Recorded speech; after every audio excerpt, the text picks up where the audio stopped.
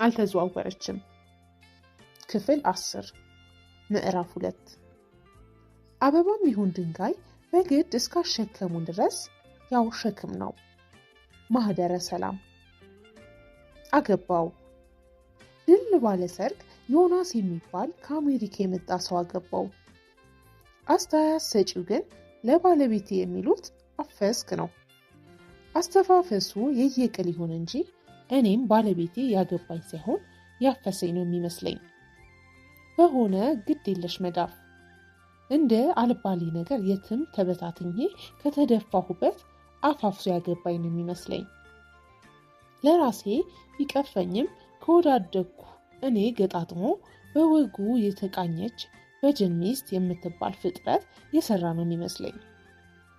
በድፍን አዲስ አበባ ከላፍቶ እስከ ሜክሲኮ ከቦሌ እስከ 22 እና መገናኛ ከተበታተንኩበት ለቃቅሞ የገጠመኝ ልክ እንደ ተሰበረ ብርጭቆ ከነስንጥቅጥቄ ተገጣጥሜ የሆነ ደግ ሰው ቤት የተቀመጥኩ ውስጤ ፍቅር የማይቋረጥ እንዲሁ ቅርስ ነገር የዕድለ ቢስነት መታሰቢያ ቅርስ። ታዲያ መልስ ሲባል ባሌ አልፈልግም ብሎ ወደ አባቴ ቤት የሚመስለኝ መስሎ ነበር የተሰማኝ። ባደረገው ብዙ ሰዎች ሲሉ እንደሰማሁት ትዳር የአዲስ ህይወት ጅማሬ፣ ያለፈ ታሪካችን አጀንዳ ዘግተን ለአዲስ ነገር ሀብለን እርምጃ የምንጀምርበት ምዕራፍ መስሎኝ ነበር። ግን ለእኔ እንደዚህ አልነበረም። ያለፈ ታሪኬን፣ ትዝታዬን፣ ህመሜንና ደስታዬን ሁሉ ልክ እንደ ልብስና ሌላ ኮተት ሁሉ በአይምሮዬ ሻንጣ አጭቄ ነበር ወደ አዲሱ ቤት ያዘገምኩት። ያው አዲስ አበባ ይባል እንጂ ሩቅ ነበር ለኔ።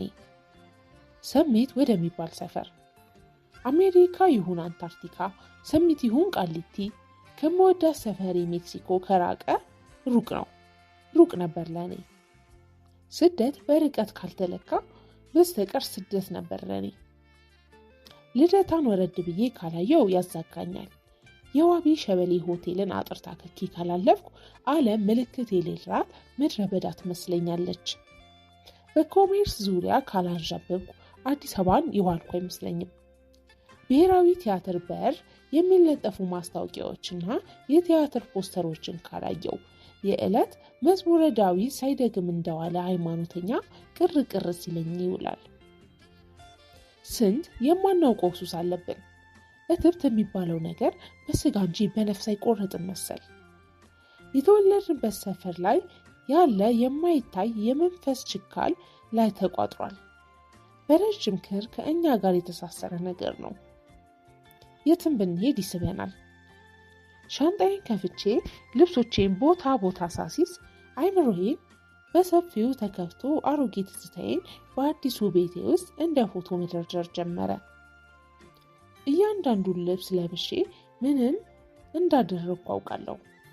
እያንዳንዱን ቀሚስ እንዴት እንደገለብኩ፣ ሱሪዎችን በእብደ ቁልቁል እንዳሽተረተርኳቸው አውቃለሁ። ከምንወዳቸው ጋር ስንት ጊዜ ልብሳችንን አውልቀን ስንት ጊዜ ለብሰናል። ማን ነው የቆጠረው? በደመ ነፍስ ስንት አይነት ፈጣን አወላለቅ ተምረናል።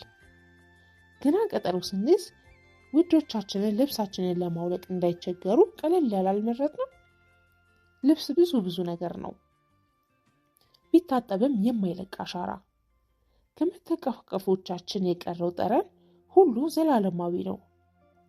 ልብሶቼን እወዳቸዋለሁ። ውድ ቅርስ እንደሚሰበስቡ ሰዎች የኔ ስብስቦች ልብሶች ነበሩ። ውድ ሆነው አይደለም፣ የተለየ ብራንድ ያላቸው ወይም በአድናቆት የታገኝሻቸው የሚባልላቸውም አልነበሩ። ለፋሽን ግድ የለኝም፣ ለውበትም ያን ያህል አልጨነቅም። ምቾታቸው ድሎቴ ነው። ውስጣቸው ኖር ያለው ከቤቴ ከህይወቴ ከአገሬም በላይ ልብሶቼ ውስጥ ኖር ያለው መደበቂያዎቼ ነበሩ። የኔ የራሴ ባንዲራዎች ነበሩ። ልብሶች ተራ ነገር አይደሉም፣ የግል ባንዲራዎቻችን ናቸው። አገር ባንዲራውን፣ ሰው ልብሱን ከጣለ ምን ቀረው? ሁለቱም እብደት ነው። አረጀ ብለን የምንወረውረው ልብስ ብቻ አይደለም። የዕድሜ አሻራችን ጭምር እንጂ።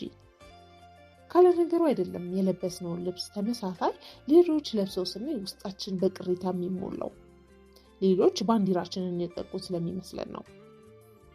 ግድግዳው፣ ጣሪያው፣ መኝታ ቤቱ፣ ሳሎኑ፣ መታጠቢያ ቤትና ማብሰያ ቤቱ ሁሉ ቁጥር ስፍር በሌለው ትዝታ ተሞልቶ ገና ሳምንት ሳይሞላኝ አዲሱ ቤቴ እድሜ ልኬን የኖርኩበት አረጌ ዋሻ መስሎ ተሰማኝ። ከምንም በላይ ያመኝና ያደከመኝ ደስተኛ መስዬ ለመታየት አደርገው የነበረው ጥረት ነበር። እንዴት ሰው እድሜውን በሙሉ ሌሎቹን ለማስደሰትና ተቀባይነት ለማግኘት ሲባዝን ይኖራል? ልክ ምድር እኩል ሰብአዊ ክብር ተሰጥቶን እንዴት ነው አንዱ ለማኝ አንዱ ተለማኝ የሚሆነው? ባለቤቴ በአዲሱ ትዳር ናውዞ ሲሟዘዝ አብሬው መሟዘዝ፣ ሲስቅ መሳቅ፣ በስሜት ሲግል እሳት ላይ ቢጥሉት የማይሞቅ ቀዝቃዛ ስጋዬን የሞቀ ለማስመሰል መጣር፣ ባል ለመሆን ሲደክም ሚስት ለመምሰል መፍገምገም፣ ብዙ ማስመሰል። ግን ብዙ መቀጠል አልቻልኩም። እስከ መቼ ነው እንደዚህ የምኖረው ያልኩት ገና በሳምንቱ ነበር። በተጋባን በሳምንቱ የቤተ ዘመድ እልልታ እንኳን ከአንዱ ቤት ሌላው ቤት ግድግዳ የሚያናጥር የገደል ማሚቶ አልጠፋም ነበረ። እልል ሲባል አይምሮ ይሄ እልልታ ለማን ነው ይላል። ባለቤቴ ጋር የተዋወቅነው አዲስ አበባ ዩኒቨርሲቲ ንግድ ስራ ኮሌጅ የመጀመሪያ ዲግሪን ስሰራ ነበር። የዛሬን አያድርገውና ጥርስ የሚያስገድን ተጫዋች ልጅ ነበር። በግሩፕ ከነበረን ጓደኝነት እንዳንዳቸው ከማየት ባለፈ በግል እንኳን ያን ያህል ቅርበት አልነበረንም። እንዲያውም ጓደኛዬ ሀይሚ ይሄ ወሬኛ መጣ እያለች እንድንርቀው ስለምትገፋፋኝ ብዙ አልቀርበውም ነበር። ልንመረቅ 1 ዓመት ሲቀረን ምን ሰይጣን ሹክ እንዳለው እንጃ ትምህርቱን አቋርጦ ወደ ሱዳን ተሰደደ ተባለ። ወሬው ከየት እንደመጣ አላስታውስም። ሁል ጊዜ ከክላስ በኋላ የማይጠፉት ፎቶኮፒ ቤት የሆነ ነገር ኮፒ ላደርግ ሲሄድ እግረ መንገዴን እዚያ ያገኘሁትን ጓደኛውን ዩኒት የት ሄዶ ነው ብዬ ጠየቅኩት። እሱም እንዳላወቀ ነገረኝ። ያኔ ከአንድ ሰሞን ያለፈ ወሬ አልነበረም። በቃ ተረሳ። እሱ እንደገና ከተገናኘን በኋላ እንደነገረኝ ከሆነ ለዓመታት ብዙ ችግር አሳልፎ አሜሪካ ገባ። አሁን ኑሮ እዚያው አሜሪካ ነው። ገና ሳንጋባ በግልጽ እንደነገረኝ ታክሲ ይነዳል፣ የጽዳት ስራ ይሰራል። በዚሁ ታታሪነቱ ለቤተሰቦቹም ለራሱም ተርፏል። ዮናስ ከሰርጋችን 1 ዓመት ቀደም ብሎ ለእረፍት ወደ ኢትዮጵያ እንደመጣ ነበረ 6 ኪሎ ውልና ማስረጃ ድንገት የተገናኘ ነው። የዚያ ቀን ግጥጥሞሽ ይገርመኛል። አለቃዬ የሆነ ፋይል እንድታመጣላት ሰናይት የምትባል ቢሮ የምትጋራኝ ሰራተኛ ሊልክ ወደ ቢሮአችን ይመጣል። በአጋጣሚ ወጣ ስለነበር ሲጨናነቅ ሳየው በዛው የሚሄድበት ጉዳይ ስላለኝ እኔ አመጣልሃለሁ ብዬ ፋይሉን ላመጣ ሄድኩኝ። ታዲያ ፋይሉን ተቀብዬ ስወጣ ከእንግዳ ማስተናገጃ አካባቢ ስሜ ከኋላ ሲጠራ ሰምቼ ዞር ብል የጠራኝ ሰው ከስንትና ስንት ዓመት በፊት የማውቀው ዮናስ ሆኖ አገኘሁት። እውነቱን ለመናገር መጀመሪያ አላስታወስኩትም ነበር። ከእድሜው በላይ ትልቅ ሰው መስሏል። ሲናገር ነው ያስታወስኩት። ከኮሌጅ ጀምሮ ሲናገር አይኑ በከፊል ከደን የሚያደርገው ነገር ነበር። ባልሳሳት ወደ 15 ዓመት ለሚጠጋ ጊዜ ሳንተያይ ቆይተን ነበር። ከዚያች ቀን ጀምሮ ነገራችን ሁሉ ፍጥንጥን ያለ ነበር። ያን ጊዜ የአብርሃም ነገር ያንገሸገሸኝ፣ ህይወትም ስልችት ብሎኝ ስጋዬ በደመ ነፍስ የሚንገላወድበት ጊዜ ነበር።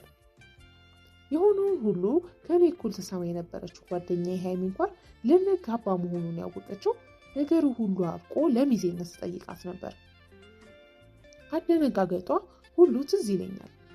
ረዘም ላለ ጊዜ ሳንገናኝ ቆይተን ምሳ ልጋብዝሽ ብዬ ቀጠርኳትና አንድ ጥሩ አንድ መጥፎ ዜና አለኝ አልኳት። በእናት ዛሬ ጥሩ ሙድ ውስጥ አይደለሁም። ስለዚህ አብርሃም ስለሚባል ሰውዬሽ ምንም እንደታወሪኝ አልችልም። በምሬት እየተንገሸገሸች አንድ ስለሱ ነው፣ መጥፎ ዜና ስለሱ ከሆነ ንገሪኝ። ተሳሳቀንና ተለያየን አልኳት። ማለት በቃ ከዚህ በኋላ የኔና የሱ ነገር አበቃ። ለስንተኛው ጊዜ መሆኑ ነው አለች እያሾፈች። ይሄ ከምር ነው? እሱን ያለሽ? አይ እኔ ነኝ። ያንቺን እንኳን ታዩ እስከሚደውልልሽ ነው። እሺ ሁለተኛው ዜና ላገባ ነው አልኳት። ቀና ብላ አይታኝ በሳቅ ፈረሰችና ማሂ አሁን ፈቃድ ጠይቂና 2 ሰዓት በራሴ ወጪ ጸበል እንሂድ። እውነቴን ነው አባባ ይሙት በአባባ ከማልኩ እንደማልቀለድ ታውቃለች። የያዘችውን ሹካ በእጇ ላይ ጥላ ቆይ አባባ ይሙት ነው ያልሽው? ሌላው ሁሉ ይቆየንና ማን ነው የምታገቢው? ባል ከሰማይ ዘነበ በዚህ ፍጥነት? ያው በዩ ታውቂዋለሽ፣ ከአሜሪካ የመጣ ልጅ ነው እኮ። ማነው ደግሞ እሱ? ዮናስ። ኮሌጅ እያለን ትምህርቱን አቋርጦ ሱዳን የሄደው ልጅ፣ የሆነ ተጫዋች ልጅ። ረሳሽ? አፍጥጣ ስታየኝ ቆይታ በረጅሙ ተነፈሰች። ሱዳን የሄደው ልጅ ከአሜሪካ መጣ እና ሊያገባሽ ነው? አንቺ ምሻልሽው አለችና በሽሙጥ ከንፈሯን ጠመም አድርጋ መለሰች። ፊቷ ግን በብስጭት ተቀያይሮ ነበር። በረጅሙ ተንፈሳ የነበርንበት ሬስቶራንት ዙሪያ በአይኗ ቃኘችና የሆነ ነገር ልትናገር ገና ከንፈሯን ስታላቅቅ ምንም አስተያየትና ምክር አልፈልግም፣ በቃ ሚዜ ነሽ፣ ካልፈለግሽ ደግሞ የራስሽ ጉዳይ አልኳት። ዝም አለች። ዝምታዋ ግን መልሶ እኔን አስደነገጠኝ። ይህን የተናገርሽው አንቺ ነሽ በሚመስል ግርምት ትክ ብላ አየችኝ። ወዲያው አይኖቿ ድንገት በእንባ ተሞሉ። ወዲያው ተነስቼ ጠረጴዛውን ዞርኩና ከኋላዋ ቅፊያት መለማመጥ ጀመርኩ። ገፋ አድርጋኝ ወደ መታጠቢያ ቤት ሄደች። ግራ ገብቶኝ ወገቤን ይዤ ቆምኩኝ። እንደተመለሰች ኮስተር ብላ አስተናጋጁን ጠራችውና ሂሳባችንን ከፍላ እንሂድ ብላ ቦርሳውን አነሳች። ለብልግናዬ ራሴን እየረገምኩ ተከተልኳት። በጭራሽ እንደገና አላገኘኋትም አላልኩም ነበር፣ ግን ወደ ማታ ደወለች። ገና ስልኩን ከማንሳቴ የይቅርታ መዓት አሽጎደጎድኩባት። እስቲ ዝም በይ፣ የደወልኩት የሚያስፈልግሽ ነገር ካለ እንድትነግሪኝ ነው፣ ሌላውን ከሰርግሽ በኋላ እናወራለን አለችኝ። ስልኩን እንደዘጋሁት አለቀስኩ። ሃይሚ ሚዜ ሆና ባገባም ባልገባኝ ምክንያት እስከ ዛሬ ስለ ዮናስም ሆነ ስለ ሁኔታው አንድም ቃል ተንፍሳ አታውቅም። ይሄ የእርሷ ባህሪ አልነበረም። በጣም ወሬ ከመውደዷ የተነሳ አብርሃም ጋር እንደነበርኩ የማይጠየቅ ነገር ሁሉ ነበር የምትጠይቀኝ። ሃሚ አታገቢም ብዬ ካልተኮሳተርኩ በስተቀር በጭራሽ ጥያቄዋን አታቆምም። አሁን ግን ቄሱም ዝም መጽሐፉም ዝም ሆነ። እንዲያውም ከዚህ በኋላ የሌላትን ባህሪ ቁጥብ ሆና ቀረች። በቀን 10 ጊዜ የምትደውለው ልጅ ካገባው በኋላ ጠፋች። አልፎ አልፎ ለዚያውም ጉዳይ ሲኖራት ነበር የምትደውለው። በቤት የምትመጣውም የሆነ ዝግጅት ኖሮ ስጠራት ብቻ ነበር። ለዚያውም አትቆይም። ዮናስ ለሰርጋችን የ3 ወር ፈቃድ ወስዶ ነበር ከአሜሪካ የመጣው።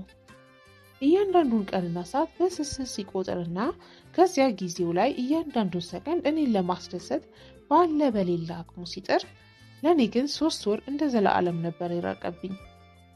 ቶሎ አልቆ ወደ መጣበት እስኪመለስ ጓጉቼ ነበረ። ሌላ ነገር አይደለም። ወደዚያው ጠቅልሎ እስኪወስደኝ ድረስ ብቻዬን መሆን ነበር ፍላጎቴ። አሜሪካ ሄጄ ኑሮዬን ለመቀየር አይደለም። እዚህስ ኑሮዬ ምን አለኝ?